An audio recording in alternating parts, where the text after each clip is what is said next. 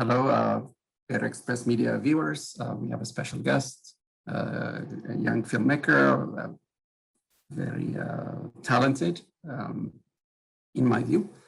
So we're gonna, talk about his work, his vision, and so forth. So would you kindly?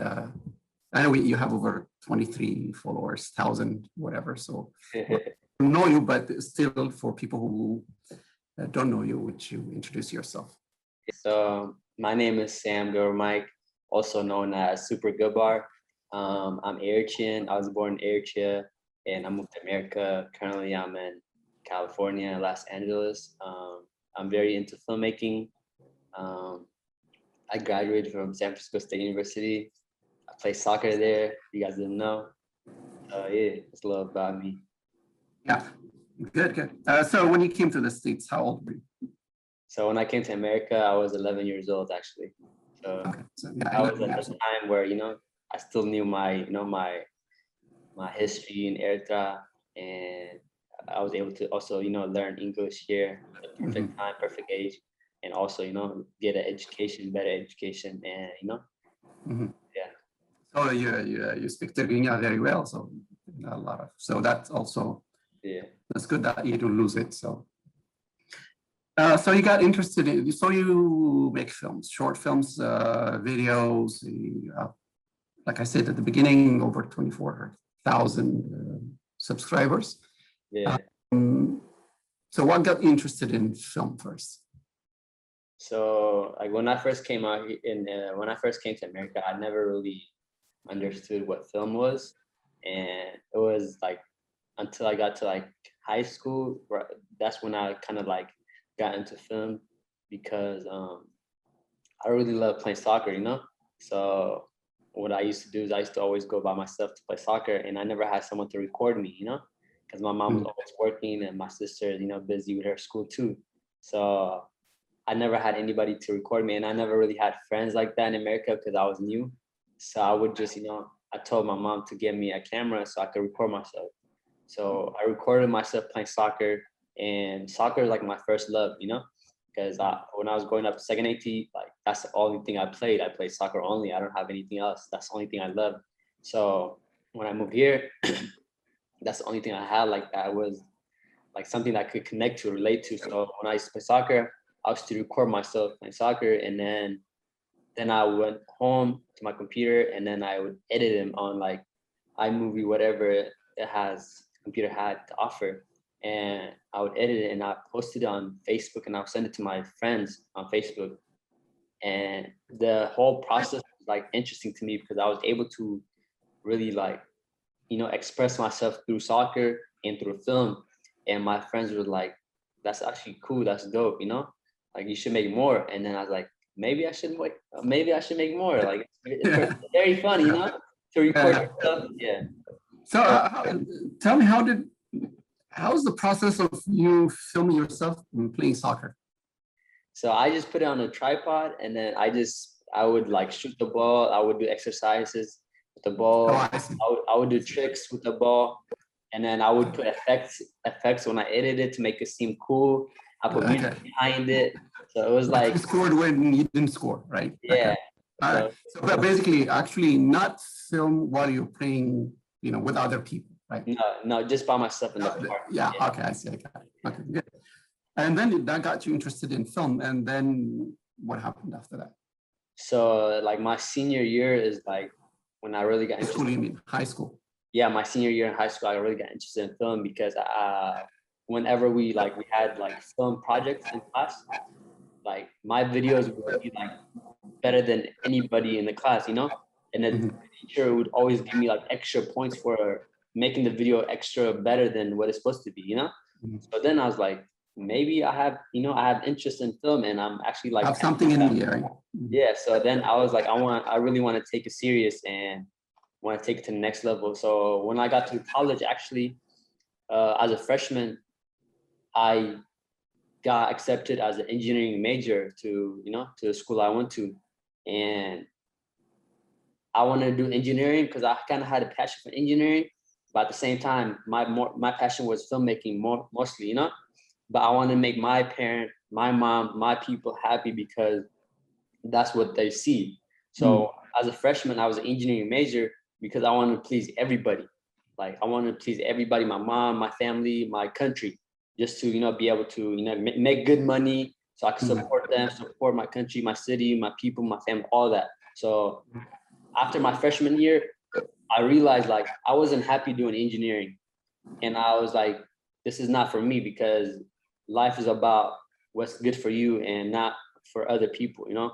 You always want to make yourself happy first. So then I went to the administration office and I asked the lady, I was like, hey, how could I change my major to cinema filmmaking? And she's like, oh, here, this paper, fill out this one and then turn it in and you're good. I was like, is that easy?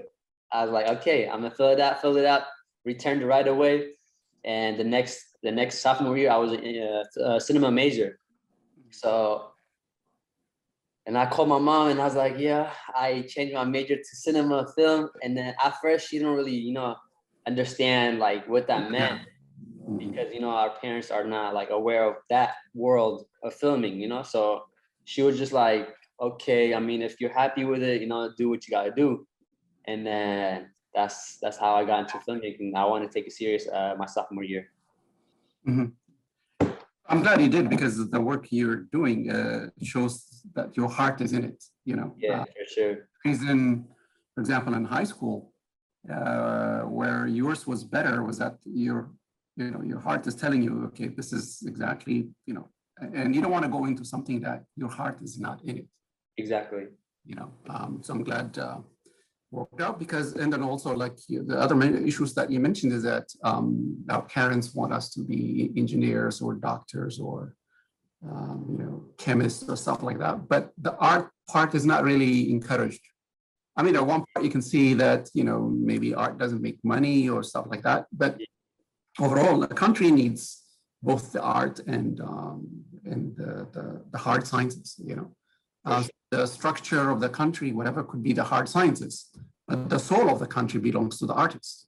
Yeah. It can't really, you know, so it has to go hand in hand. Yeah? So I'm glad you were able to do that because, again, like I said, for me, your filmmaking is very, very different. Yeah, for sure. It's very hype. It's very vibrant. Yeah. You tell the stories that you tell are very simple because, you know, I'm going to ask you what you think of Eritrean filmmaking, but it's simple that you see, and then yet it has a lot of stories or, you know, compacted in it, you know, and for example, with Harastai, I was just mentioning, you know, before we start recording, is that it starts with two young kids, one younger and the older one taking care of the younger kid, and the farmer going to farm, and the younger kid, the older kid, taking care of like a mom. So the first question that comes to your mind is, where's the mom? Yeah. And I think that's a good way of starting a film because you're engaging the audience to think in terms of, okay, where's the mom? Where is she coming? Is she, you know, and then you have little clips here and there. Your mom would have loved it, something like that. So, you know, you keep the audience engaged. Yeah. Don't tell everything in the beginning, and the ending is so I'm not going to give away, but the ending is also kind of like the way you had it is very shocking. So I know your style is very, very different. That's why I admire your work.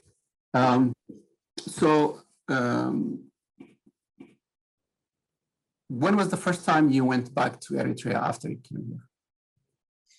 I think the first time I went was 2016. I think 2016. Just for a visit or? So actually, I went mainly just to visit because I never been to my country in a long time, like 10 years. So that was my first time going. So I wanted to really like just enjoy my time in my country with my people, you know, in my city. So I just wanted to go there and just visit, you know.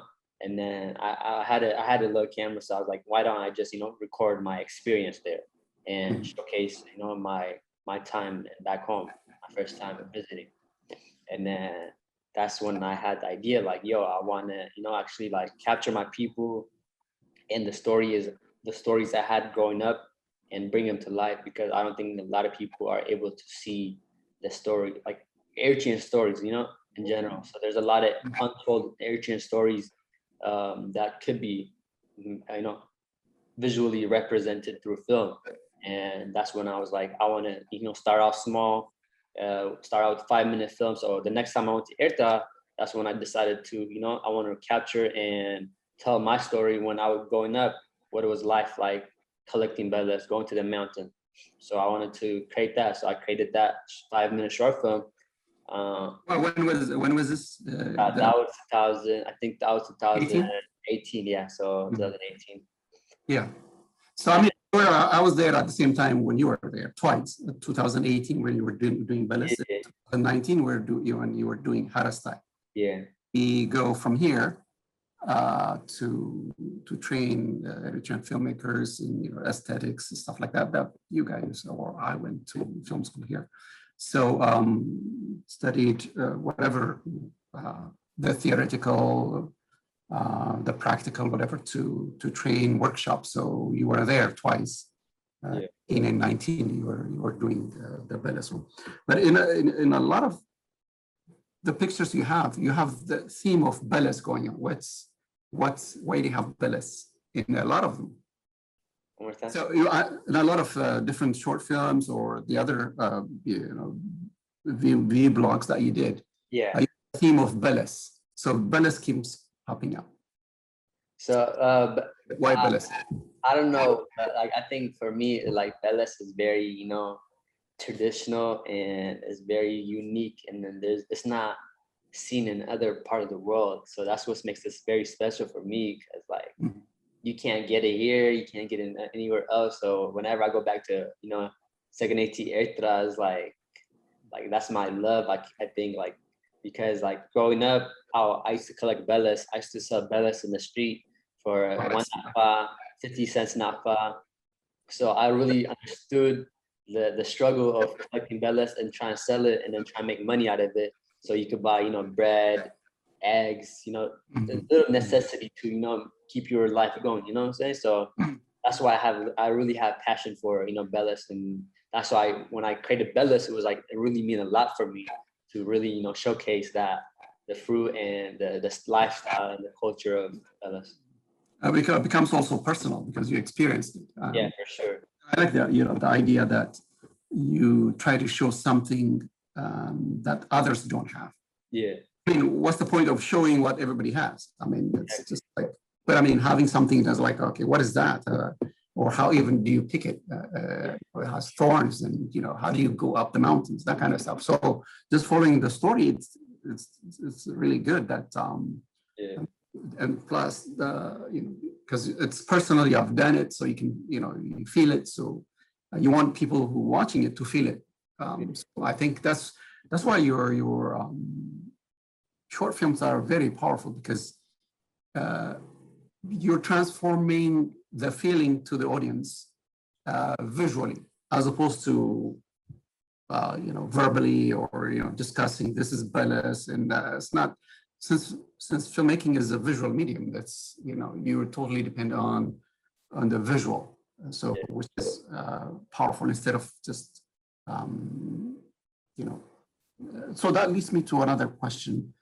What do you think of Eritrean movies, or either short movies or feature or stuff like that?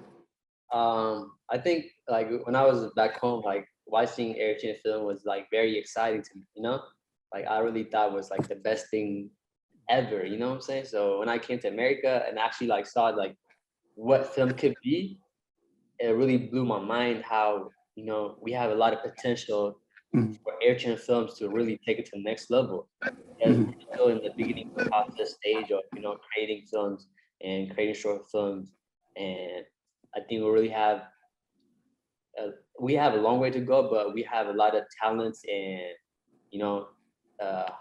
Eritrean people are very hardworking, so we have the potential to really take it to the next level and get it as close as possible, or even better than what is American films or what they have to offer. So for me, like what I want to do in like my lifetime is I want to be able to learn all the resources and learn all the skills I can from here, and then bring it back to Eritrea and then give back to my people, to my country. And that's what I'm doing with my films, is like that's why I'm going back to Eritrea and actually filming there, and then bring it back to America so I can showcase people that this is what we have, this is what we can offer, and this is still the beginning, but we have a long way to go to really take our steps and creative to the next level. So that's my main goal, is like showcasing Eritrean people that we still could make it out there. And I want to be able to start that wave and that generation of creatives, and being able to be still in America and connect to your country back home. It's not always about just staying connected to just American culture. It's also being able to connect to your original culture, is to create a bridge. Yeah, exactly. So connect this world of American and Eritrean and just bring it together, so we can all succeed for once. Yeah, I mean, that's basically the our because we've been going there, and the idea is that the talent is there, the technical know-how is there. It's just putting the story together. Because if you start again, I like the idea that you start with short films. Yeah. You can get big, but if you start small, it's better because you learn from mistakes and so forth. Exactly. So you start big, and then it doesn't make it, then you kind of, So I'm glad that's the strategy you're taking. Yeah. And then again, personally for me, I mean, the technical know-how is there. It's just that story. We have a lot of stories to tell, but in the stories, we think in terms of like simple stories that you have. Like you go outside and you do that's the story there. You don't have to kind of search somewhere. You have to have this nice car, this big house to make a story. You don't need that. It could be simple. So that kind of thing is important. So, for example, just to give you an idea, that in one of the workshops we were talking about, talking about story. You need to build your story first. Getting the camera and filming it, it's one part of it. Yeah. The whole story in your head before you start that. So 80% of it is done in your head, or in the story, or whatever. The 20% is the film. If you reverse it, 80% in the filming, 20% in the research or in the story, then you're gonna have a lot of flops. So starting that, and so we're talking, and then we're like, okay, what's give us a story. And I was mentioning them that a relative of mine wanted me to come to Guzi. Guzi is like the neighborhood. For example, during a holiday, get an ox or something, and they slaughter, and then they divide it. Yeah. So they were doing that, and then on the day that I was supposed to go there, I went there, and so by lunchtime they were not ready. Yeah. So they were kind of okay. I was waiting. So what happened is that my relative, they had gone to buy the ox. They bought it, and they had to bring it across, right? So when they bring it across, the ox just start running. So they were chasing him the whole time. Yeah. This is a story. Yeah. I mean, it's a very funny story. It's a story. So how do you develop the story? Yeah. Then they went, and the one group went and tried to go to the market where they sell cow, goats, oxen, and stuff like that. And they asked them, okay, this is what happened, and what do you think? And they said, oh, that ox came from Gash Barka. Yeah. They're like, they never heard of it. So like, why Gash Barka? So they started investigating, and they find out different things. And then they found out, so they created a character, they had different, things about, beliefs and so forth. So they never heard of any of that. So they incorporated it and said, look, you spend so much time on it, then you can create it. So simple stories, not looking at the bigger things, will be important. So I think you're right in a sense where we have a lot to go, but the technical is there, the aesthetics, stuff like that. If we do that, then it will be. And then, so when you did Harastai, the second one, what motivated you from Bellis to that one, to Harastai? Is there Yes. a difference, I think, to it, Yeah. 2019? Yeah, there's a little difference in the film, but at the same time, I really want to keep it very natural and like true to, you know, the image and the story. So it was like I said with Bellis, it was very simple and straight to, you know, to the point. What is it about? What's the character, obstacle, you know, all that. So Harastai, I want to keep that same, you know, aesthetic and feel to it because it's all about, you know, keeping it, connecting with the people and showcasing the people. This is real life, you know. Mhm. This is not made up story. This is not something I'm just putting in your face just so you could watch it. This is something that really happens in a country in East Africa, you know, in a village. So when I wanted to make Harastai, I actually wanted to make something because I grew up in that village too. So my mom is from that village. So every summer, so I used to go there and I used to really experience what is living life in the village. Also, I mean, Second AT is not like a top city, but the village is like worse than Second AT, you know. So the living condition and stuff. So what I want to do with Hairstyle was I want to showcase the lifestyle of living in the village and what is life like in the summer and what do kids have to go through and what do fathers have to go through. So I wanted to tell the story of, because there's a lot of, you know, family stories that, you know, maybe the dad's not in the picture, maybe the mother is not in the picture. So I want to showcase that. And that's why I had the story with the two kids and the father and, you know, everyday life of waking up, farming, going, you know, collecting, just to be able to provide for his kids and his family. And that's like on everyday basis, you know. Like there's nothing like he could just take a day off and go back to work next day. There's none of that. It's like he has to do this on an everyday basis because for his kids, his family, you know. So I want to capture that moment, and I want to capture that beauty in the struggle, like a lot of people say. So that's why I wanted to really, you know, incorporate that. And I also love going to the village because it really disconnects you from the world, from like social media, the lifestyle of the city, you know. It's very different, it's very unique. And a lot of people are close together in the village more than the cities because they know their neighborhood, they know this family, that family, and everybody's willing to help each other in the villages more than the cities. So I really love like the village lifestyles very much. So that's my inspiration when I was creating Hairstyle. So how was the reception? Because you went to New York to at a films festival, right? Yeah. So how was the receptive of Hairstyle and also Bellis? How was it? So, and we went to, I got selected 3 festivals. So one for Hairstyle, I got selected to a Seattle one and a New York one, and then Martha Vineyard is also in New York. That one's coming up actually in August, but I won't be able to make it. But for the New York one, I didn't get a chance to go to Seattle, but I went to the New York one just to experience it because I've never been to New York. Mainly most of the films were, you know, like Americanized style. So my film was a little different than all the films. So, you know, the audience really was like where is this? Where part of the world they were asking, you know? So I had to explain to them, you know, this is in East Africa, it's in a village, you know, this is what life's about and stuff. So I think they really like that. They really like to see something new.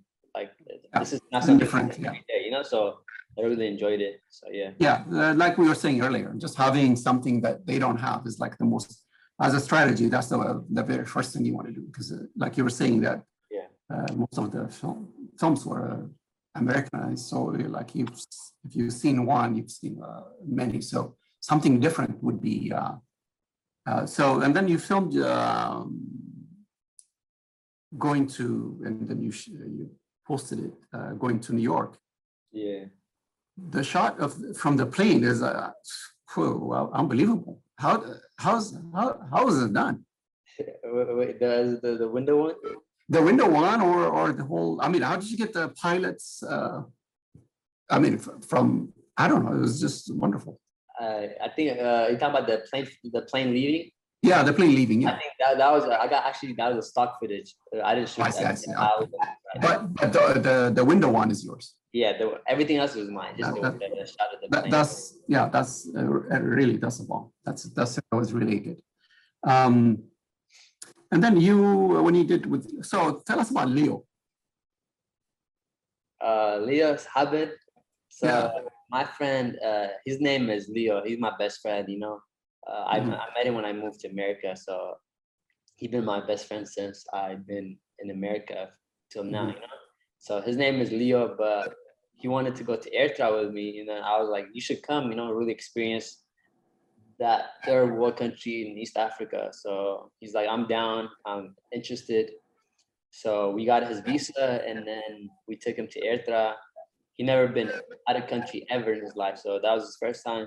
So when he went to Eritrea, like he didn't expect all that to see. He really expected like something different, you know. So whenever people think of Africa, they think of just the general like hot, you know, desert, you know, like very jungles. So when he got to Asmara, he really was like, this is I can't believe this, because my whole life, my whole perception of Africa was, you know, it was gonna be hot, it was gonna be a desert, you know. It wasn't gonna be like very. When he Asmara is very, you know, up there too. So with the building and stuff, so he really like enjoyed it. So when he went to Eritrea, I actually told him, I was like, yo, like you could tell people you're actually Eritrean, they will still believe you. So my aunt actually gave him the name Haben. So he's like, this is your Eritrean name, Haben. So every time he's Haben now. Okay, that's why you called him Haben when I say Leo. Okay, all right. Yeah. So every time like people like ask him what his name, he tell him Haben, and then so like we just went with it. You know, they really believed he was Eritrean. But some people thought he was, you know, Chinese, Indian, all that. You know what I'm saying? So it was a good experience for him. He really loved. His favorite part was like the village. Also, like I told you, like the village is something you can never get anywhere in the world. You know, it's very different. Asmara is like, it's a city, so like he's used to cities and stuff. So when he went to the village and he was able to connect with the animals, with the kids, and the lifestyle, like he really loved it. Also, his other favorite was Masawa. He really loved Masawa. He loved the beach. He loved the architecture of the buildings. He was very like how is this even, you know, in East Africa with the whole architecture of what's that hotel called? I forgot in Masawa. The structure? Yeah, what's that? There's a hotel, very beautiful. Oh, Dahalak Hotel. Dahlak Hotel, yeah, Dahlak Hotel. Yeah. He really loved that. Looks like a palace, right? Yeah, he's like, this really looks like America, you know? So he loved the hotel, he loved the beach. Only thing he didn't like is the weather, the hot weather. Yeah. It was hot, hot and very humid. But beside that, I think he enjoyed Eritrea, and he said he would definitely go back to Eritrea anytime soon, you know? Yeah. So he was the one with you in 2019, right? He's the one that went just 2 years ago. 2 years ago. So 2019. When I was there, you were there. Yeah, okay. And then so the other thing I want to talk to you about. Okay, the singing. When did that start? That started as a joke. I really the thing with me is I like trying new things, you know, like I think life is about trying new things and experiencing new things in life. And I'm young, so I like to enjoy everything that I can in my, you know, young age, you know? Yeah. I really just, I was like, why don't I just make a song just for people to really, you know, enjoy and see what they think of it.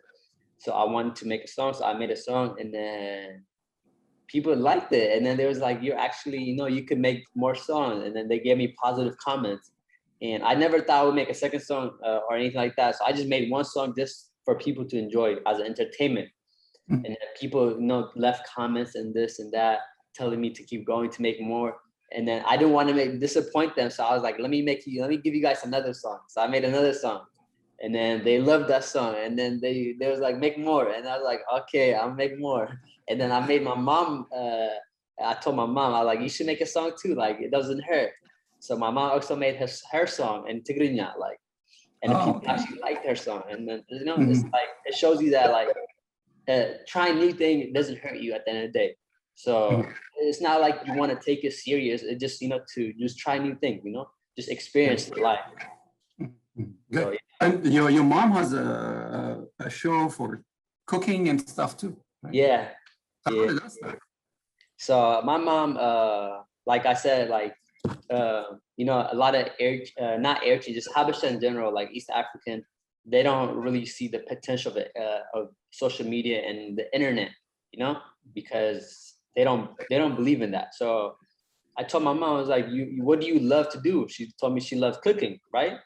So I was like, so why don't you showcase your cooking to the world, put it on the internet for people to learn from your cooking so that they could learn and, you know, use your skills to elevate whatever they want to do, to make the food, whatever they want to do. So I told her, you should make a cooking channel so you could show people that your skills and, you know, really take it serious and like as a job almost, you know, in a way, because the internet is a powerful place. You can really inspire a lot of people, million people in the world. And she didn't really understand that at first, but I told her, I was like, just, you know, give it a try, because she was worried that people are gonna be thinking like she's gonna be judging her, saying this, leaving comment, bad comment, leaving good comment, you know, all that. So I told her, like, there's nothing wrong with making mistakes. There's nothing wrong making good decision, bad decision. At the end, you can't please everybody, you know. So I told her, just, you know, just start your channel, and then start by making a cooking channel, cooking videos, and then just see what you go from there. And then once she posted her first cooking video, a lot of people, you know, appreciated her cooking skills, and they actually liked, you know, her cooking. And some people actually like learn the skills that she's actually teaching, you know. So it's very educational videos that she puts out to the people. So now she kind of likes it. Yeah, she sounds very natural, because it doesn't look what you just mentioned. You can't see any of it in there. Yeah. So I guess in the beginning maybe she was like that, but the ones I saw, she just seems natural to camera. Because the more important, the difficult thing about camera is that people, you know, I know a lot of people, like when they're very funny, they could be comedian and stuff. yeah. You pick a camera, they're like totally, the comedy stops. Yeah, they don't know what to say and stuff. So it's very hard. Yeah, for sure. Camera heavy, lights and all that, audio, you know, speaker or microphone and all that. So I know, kind of intimidating, but I think she did a good, you know, she seems very, very natural, which is, I hope a lot of people are like that, because it's easier. Because you can get a lot of stories from other people, because, you know, like I said, just the story stops and stuff like that. So I'm glad she, you know, she did that. And then the other thing you mentioned about how you wanted to try different things, and then the stories you pick, or you know, the ideas you come up with is very shows to what you just said. For example, the three kids, you asked to, you know, the candies that you have, you asked them to try it, and this is very simple. You know, you ask them, okay, you know, this is a candy people just love to eat, kids here, and then you ask them to try it, and then see their reaction. I mean, this is a simple story, but you know, it shows you about the tastes of the country. You know, in some country when it's sweet, another country is not sweet. You know, bitter in another country is not bitter. I mean, it's very simple, subliminal. The message is there. Yeah. But other people would say, you know, like I say, you can't. You know, other people would say, what is he trying to show? That he's American. You know, some people might take it differently, but exactly. Of just thinking about that instead of, you know, it's really great. I mean, you know, and then plus sometimes we have to laugh at ourselves, you know. Make fun of ourselves is important, because it's laughing, you know, is important for society's health and so forth. So I think some of the stuff that you're doing, like being on camel and call it, what is it, desert Uber? Is that what you call it? Uber Excel. Like, Uber Excel. yeah, I mean, it's yeah, so I mean, sometimes we have to make fun of these things. So I think it's important. And then uh, your mom's reaction to the latest video that you did, the music one. yeah. The singer Eritrean there also, or another. There's another singer there, rapper. No, he's American. He's American. He's American. Okay. So Okay. he's American. So with that, so what was your mom's reaction about the women with bikini? So my mom obviously like she don't like she obviously would love for me to have women's in traditional clothing and like typical Eritrean beautiful women and stuff.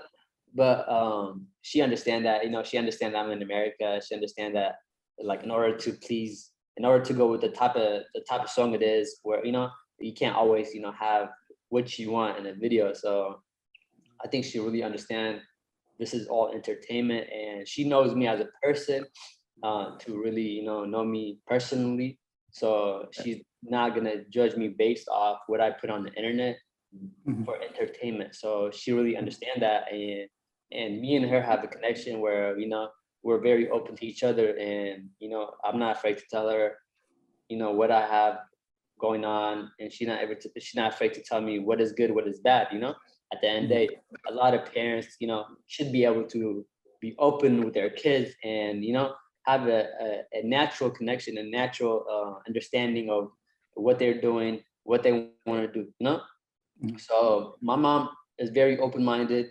She does not really be too harsh on me, and because at the end of the day I make my own decision, and she understands that she can't control me. What she could do is advise me what is right, what is wrong. So as a parent, that's what she does, and then it's up to me to listen to her, or if I don't want to listen to her. But I know I have respect for my mom, so I'm always gonna respect my mom at the end of the day. So yeah. She does a prank on you too, so Yeah, so it's all love. It's all yeah, I know. So, okay. So I think if I'm not mistaken, earlier you mentioned that you have siblings before I. Yeah, I actually have a sister. My sister. But we never see your sister though. Yeah, she was actually in one of my videos before, but I don't know if you guys, people pay attention to it, but like in my earlier video, I did a prank on my mom with a tattoo prank, and she was in one of the video. The thing with my sister is she's not a very social media person, so she don't like being in front of the camera and stuff. So okay. If she wants to be on camera one day, she will be on camera. But I can't force someone to be on camera. Yeah. So a lot of people ask me though, like, why don't really? Okay. But it's not my power. I like to let people be. Younger sister or older sister? My sister is a little older than me, actually. Okay. Okay. Yeah. All right. So you go by SuperGebar. So what does that mean? Why did you choose that name? This is I have never told the story, but I'll tell you guys the story. Okay. Wow. So this is very special for me because I was gonna tell it one day when if I ever get to that point. But I'll tell you guys. So my name is SuperGebar. So my last name is Gebremichael. So Gebremichael. So when I was growing up in second AT, Corso, like a bicycle race, they used to do that every Sunday in my city, second AT. And then I love bicycle too, but I never really was able to afford a bicycle to join the race. So I used to always watch the bicycle race every Sunday. And there used to be a guy named Gebar that used to win first place every Sunday. And I was like really like connected to him because I was like, he's winning every time. Like, it's guaranteed he's gonna win every time. And I really appreciated his hard work and his grind. And I was like, what's his real name? So people were like, oh, his real name is Gebremichael. They call him Gebar though, because he was very hardworking, So I was like, wow, like that's very dope because my name is Gebremichael, So when I moved to America, I always had that name in my back of my head. I was like, I'm gonna be like him one day, Yeah. So I actually want to meet him one day if he's still in Erta, you know, or wherever in life he's at, because he really inspired me. So when I moved to America, I created a YouTube channel, and I was like, what? It said, what do you want your YouTube name to be? I see. So I was like, what should I make it? And then, so Superman, like I used to watch Superman when I moved here too. So I was like, Superman is very powerful, you know? Yeah. So I was like, why don't I just take this first super and then put Gebar with him? Superman, very powerful, hardworking person. So I like Super Gebar. I was like, that looks very cool, you know? It sounds pretty good. Yeah. Actually, Gabbar means Harastai. Yeah, exactly. And then that's another thing too. So when I was making Harastai, everything connected in the circle, you know? So I was like, you know, it's meant to be. And then your mom's channel is Mama Gabbar, is that? Yeah. So okay. So that's a trademark there. That's a trademark. Yeah, trademark. You know, for people to connect that, you know, it's my mom. You know. Yeah. Super Gebar mom. So I don't want to just put her actual name on her channel. You know, like because I want to give her privacy too. So I just put Mama Gebar. What do you think of that? She likes it. I was like, and a lot of people started calling her Mama Gebar. Like before I even created her channel, a lot of people were just calling her Mama Gebar in the comment section. And I was that's actually dope. So I just because you're saying SuperGebar is like she's your mom. So mom, that makes a lot of sense. That's really so. See, putting it all together, you know, you're thinking as an artist and taking it to the next level. You're going to Eritrea in what, in a week, 2 weeks? Yeah. So you're going to make a film. Sure. This time? This time I'm mostly going just to, you know, connect and enjoy my time, you know, like and experience my time in airtime. Also, you know, try and gather ideas and what I could do when I go next time, you know. I think this time is more for me just to connect my people and gather ideas, what I could come up with and what I could write up or what I could, you know, work on. Yeah, people need to reset. So this is pause. Yeah, exactly. Reset. Because you know that's a very good idea. And again, you just need to open up. Eritrea is full of stories. I mean, unbelievable stories. Resilience, like you were saying, hard work and determination. You know. Eritrea story is not even told. So I think as a filmmaker and your vision of Eritrea, you know, being up where in the stage of like cyclists are known, that kind of thing, I think Eritrea should be also known in film because the story is there. The technical know-how is there, but how do you move it to the next level? Is that what people like you, you know, and with vision and determination, could bring Eritrea to that level? You know, with like Nollywood kind of thing or Bollywood or that level. So again, you know, and it's possible. You know, so. Even now, Korean movies are very popular, but in the 70s, people were not even watching Korean movies. They might watch it to be like, get together, whatever, but not really follow the story, whatever. But once it took off, you know, now it's one of those, you know, top. So it's, you know, it's possible, but you need to have that, use the technology, use the stories, stuff like that to do that. I mean, that's what they kind of did, you know. So with technology, stories, aesthetics, you know, and strategies and stuff like that would work. So I think your vision would be good. So since you're from Seganeti also, you know, Bahata Hagos, there was the Bahata Seganeti was there, so that's a big story there. So have you thought about thinking about, filming, or let's start, have you thought about feature films first? And then I know you're saying that we start with short films and then go to feature film. Yeah. But since you're from Saganeti, the story of Bahata Saganeti, the house is there and stuff like that.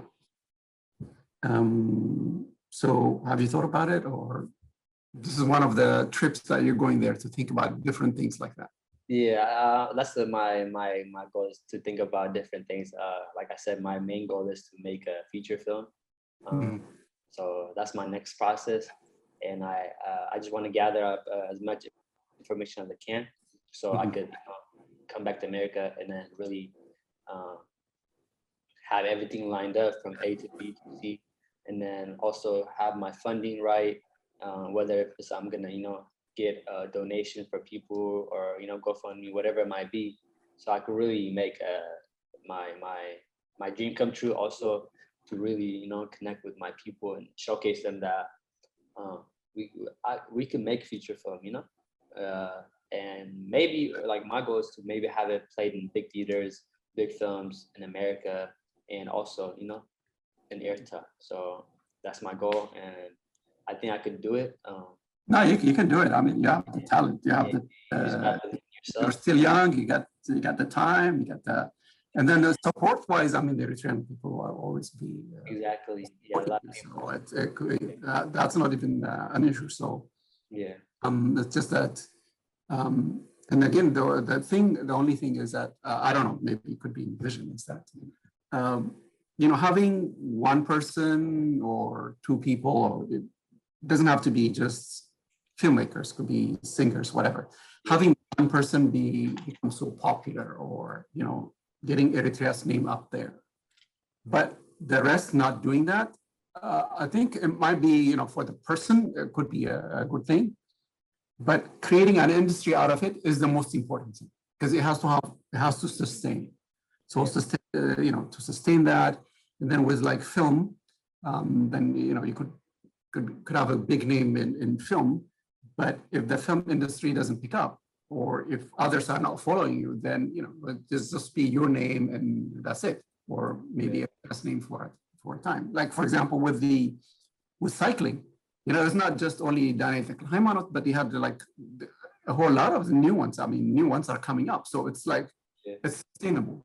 So to do that, you have to start from the bottom. Creating a film school, for example, that will help with discipline, and that would help with, not just because you have a camera, that doesn't mean you're a filmmaker, it's a big industry, and it's not just one person, it's like a whole lot of people behind the scene, just from the idea all the way to production, all of that, post-production, all that. So to do all of that, then you need to have a big kind of an industry, with different people doing that. So technically, like we said, they're good, but we just need to have it in a way where it could take off as an industry would be the next step. Would you agree? Or I definitely agree. That's one thing I also want to focus on, is building structures of like production studios, production companies in Eritrea, and not just out here, but also there. So, your name and legacy could really be big, So that's something I want to focus on too, is I want to be able to, create a production studio that, fellow Eritrean could, use the space and be creative and make films, and, give them the resource they want, whether it's cameras, sound equipment, or just general idea of what I learned, invest in filmmakers to go there, like you, for example, other people, do a workshop. There's a lot of way we could, help our people go to the next level, and work with each other, so that we could do for the better of Eritrea and the better future. So your soccer, you said your first love was soccer. So you still play soccer? Yeah, I played here and there. yeah, I really love soccer, and I always play in the Air tournament too, like every summer whenever they have it. Yeah, Unfortunately, they didn't have it this summer or last summer because Corona. of COVID. Yeah. Yeah, but hopefully next summer they're gonna have it, and I'll be there. So if you ever in the Air tournament, you'll see me there every year. So I've been playing the Air tournament since 2012 or so. Yeah, 2012. So I've been really. So you play for LA team since you moved from San Francisco there. No, I'm still gonna play for San Francisco. Oh, okay. Yeah, I gotta stay connected with my Well, people. we were going to boo you because if you're not for San Francisco. Yeah, I gotta be with my people. Yeah. Any favorite team, Premier League or any world? Yeah, I like Barcelona. I don't really watch soccer like that, but back when Ronaldinho was playing for Barcelona, that was my favorite team because Ronaldinho, like I really inspired me. Like when it comes to soccer, he's like one of my favorite players, Ronaldinho. I used to always look up his videos. I used to always want to be like him. I used to always want to have his hair like him. But yeah, so So Ronaldinho. Gabbar from bicycle and Ronaldinho from soccer. Exactly. And if Gebremichael is watching this video from Second AT that I used to do, bicycle racing, I would love to connect with him one day, So I don't know if he's gonna be able to watch this one day, but if he does, I really appreciate you, Gebremichael. Do you know his last name? We can. To be honest, I don't know his last name, but like 2006, 2005, that's when, or 2000, yeah, 2004, that's when he used to like win every Sunday in Second AT. So Okay. I'm sure someone So knows. Yeah. Sorry, the bicycle racing that you're talking about every week, that was a local one, right? Like only in Second AT? Yeah, that was a Second AT one. Yeah. Okay. It was not national level. No, it was a professional, like people who come from Asmara to race in Second AT. Oh, really? Okay. Yeah. So like it was like everybody used to come from the Kamhara Asmara, like they come race there too. It was like very professional. Okay. We know some people who are like in the sport federation, in the cycling federation, but we can ask. Okay, I would love to get to know Ask that. and find out. Yeah. So that's. I think I'm done with all the questions that I have. Do you want to add anything that you want to say? I really appreciate EriXpress for having me today. It means a lot. Just stay tuned. I have a lot of plans to make great content. You guys know I always preach anything for the vision, which is like chasing your dream. To anybody that's watching right now that's very interested in like filmmaking or creative world, there's nothing wrong with that. You guys, you have the power to do what you want. I think that's the key is following your dream and chasing what you want in life. A lot of people is going to tell you from left to right if it's good or not, but at the end of the day, do what's going to make you happy, because in the end, if your parents see you happy, they're going to be happy for you no matter what it is. So just do what you want to do what's going to make you happy in life, and don't focus on the money aspect, because sometimes you might not make the most money, but at least you'll be happy, So you don't want to make a lot of money and be depressed. You rather have, okay money and be happy. So just do what you're passionate about. Don't focus on the money. Follow your passion. That's it. That's my advice to anybody watching right now. Just follow your passion.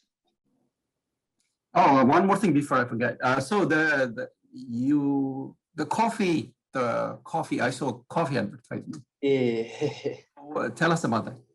So, like I said, my mom gave me the opportunity to start my own business in filmmaking. She was able to, provide me cameras, equipment, using her money, when I was coming up. So it's only right that, we're able to give back to our parents and really make their dream come true. And my mom really loved coffee. So I was like, I want to help you make your own business. So I wanted to get her started with her own business. In America, even other countries, we have a lot of opportunity to start our own business. And I think our parents shy away from that because they want to follow the general rule of work 9 to 5, make your money, pay your rent, pay your bills, take your kid to school, pick them up, go back to work, you know, and so on. Like I don't really see a lot of people being their own boss in this world. They always want to follow the rule of this step, this step, this step, you know? So I told Mama, like, I want to help you make your own business, coffee business.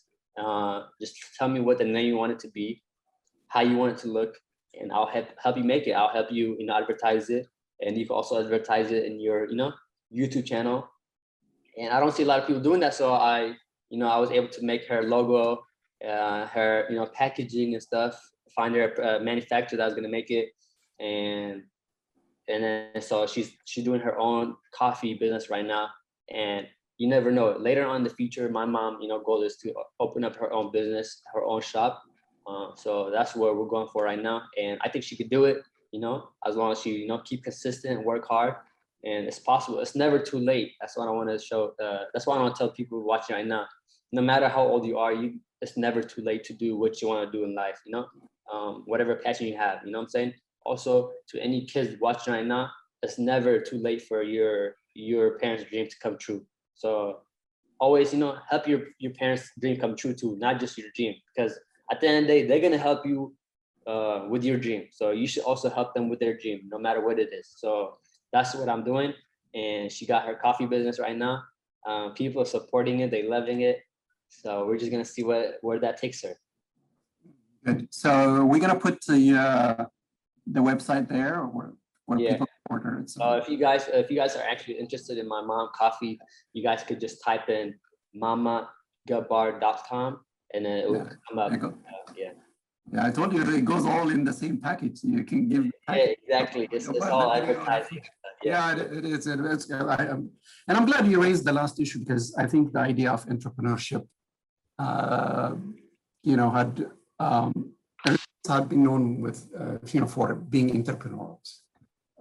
But, you know, was whatever the reasons that you brought up and stuff like that, we've gone away from it. So I think your idea about bringing everybody could be entrepreneur no matter what age. Yeah, exactly. Yeah, you know, and everything, especially you being here, using the different things that we have and what we can provide with people or countries that don't have it, whether it's film, whether it's food, whether it's, you know, coffee, or all the other different things, embroidery, all the other stuff that, or letters and stuff like that. That could be all what we call soft power. So I think we need to use that. And I'm glad at the end you brought that up. So Sam, I would like to thank you so much for your time, rushing here through LA rush hour. And then you'll be leaving to Eritrea in a few weeks. We wish you safe travel. So when you come back, we'll get in touch, and then we'll show us how you know, your travel went and stuff like that. We'll call you for a second round. Yeah, no worries. Always pleasure having me. Thank you so much. Appreciate you all. All right, thank you so much.